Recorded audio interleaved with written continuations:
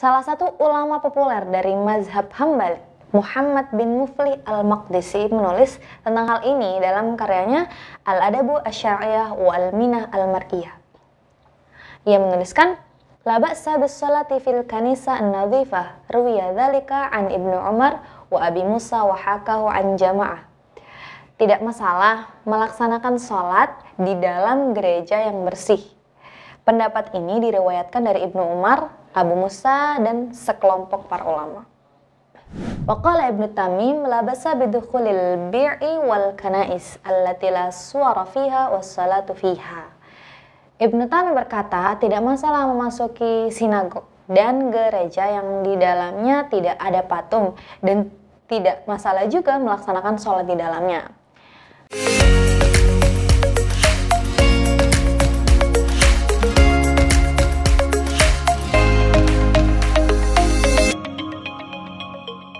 Assalamualaikum warahmatullahi wabarakatuh. Halo Sobat Bincang Muslimah, saya Zahratul Nafisah, kembali lagi di YouTube kami.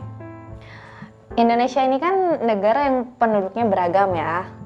Beragam dialek bahasanya, sukunya, warna kulitnya, dan juga agamanya. Nah, ngomongin soal agama, kadang dalam satu keluarga atau keluarga besar, ada yang anggota keluarganya itu berbeda agama.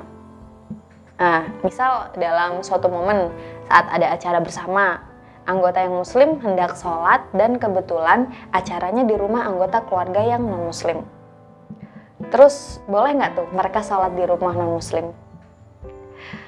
Sebenarnya, melaksanakan sholat di mana aja boleh kok. Nggak harus di rumah orang muslim atau di masjid. Dengan catatan, tempat tersebut suci dan bersih. Rasulullah SAW pernah bersabda, "Waju'alatil ardu masjidan wa tahuran fa ayyuma rajulin min ummati adrakathu shalah falyusalli." Artinya, dan dijadikan untukku bumi sebagai masjid atau tempat sujud dan bersuci. Di mana saja seseorang dari umatku mendapatkan sholat, hendaknya dia menunaikan sholat.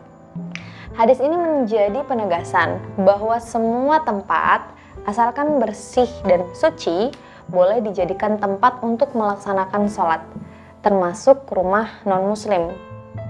Bahkan, menurut sebagian ulama, bukan hanya di rumah non-muslim yang boleh, tapi juga di tempat ibadah mereka pun boleh melaksanakan sholat, asalkan tadi bersih dan suci dari najis. Nah, terus kok boleh sih sholat di tempat ibadah agama lain? Misal gereja. Bukannya gereja itu tempat ibadahnya orang Kristen atau Katolik ya? Salah satu ulama populer dari mazhab Hambali, Muhammad bin Muflih al-Maqdisi, menulis tentang hal ini dalam karyanya Al-Adabu Asy-Syar'iyyah wal Minah al-Mar'iyah.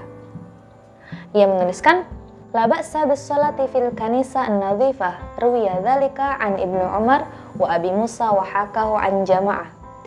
Tidak masalah melaksanakan sholat di dalam gereja yang bersih.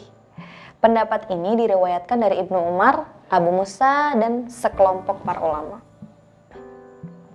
Terus, apakah patung-patung atau peralatan ibadah yang ada di dalam tempat ibadah itu tidak mempengaruhi keabsahan sholat? Mengenai hal ini, Muhammad bin Muflih al-Maqdisi mengutip pendapat Ibnu Tamim. Waqala Ibnu Tamim, la ba'sa bidukhulil bi'i wal kanais allati la suwara fiha was salatu fiha.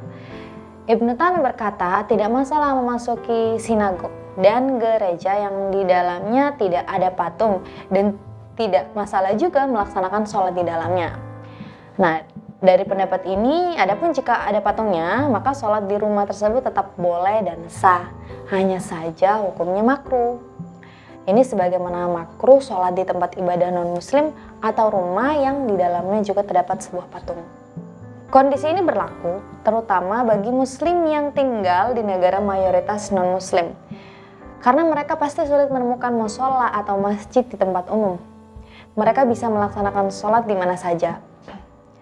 Jadi, nggak perlu khawatir ya untuk sholat dimanapun, selama tempat tersebut bersih dan suci dari najis. Kita bisa menggelar alas atau sajadah di mana saja.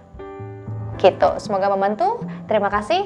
Wassalamualaikum warahmatullahi wabarakatuh.